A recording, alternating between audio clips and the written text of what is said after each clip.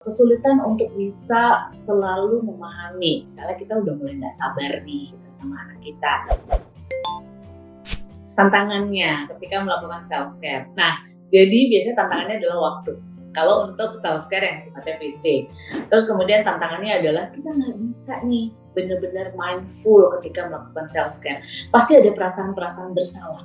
Aduh, kalau aku ninggalin anak aku yoga, ini kira-kira anak aku gimana ya kalau sama pengasuhnya aja misalnya. Jadi malah jadi overthinking, yoganya nggak dapet rilisnya.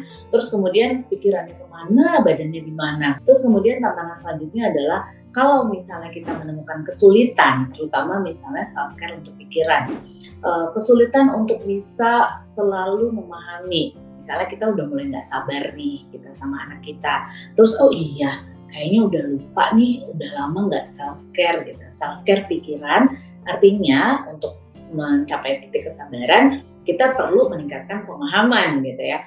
Nah, untuk meningkatkan pemahaman, kadang-kadang kita lupa caranya. Jadi kalau sama anak terus tiba-tiba langsung marah.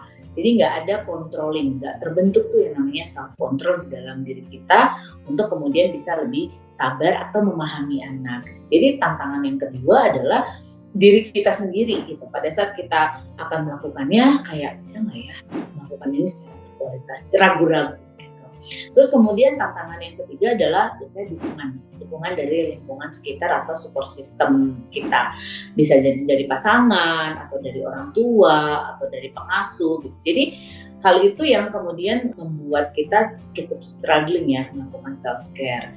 Nah, kalau tantangannya secara internalnya selain tadi keraguan-keraguan apakah bisa atau enggak, tantangan lain secara internal adalah biasanya kita tuh akan langsung merasa nggak puas kalau hasilnya nggak langsung kelihatan.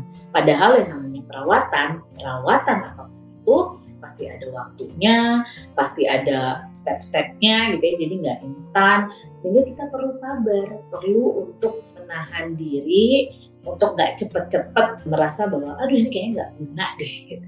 Jadi lakukan dulu secara konsisten, minimal 3 bulan, baru tuh kita bisa mengatakan ini self care-nya efektif atau enggak.